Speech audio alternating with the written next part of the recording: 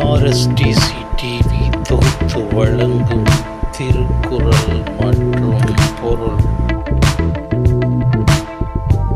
கூழும் குடியும் ஒருங்கிழக்கும் கோல்கோடி சூழாது செய்யும் அரசு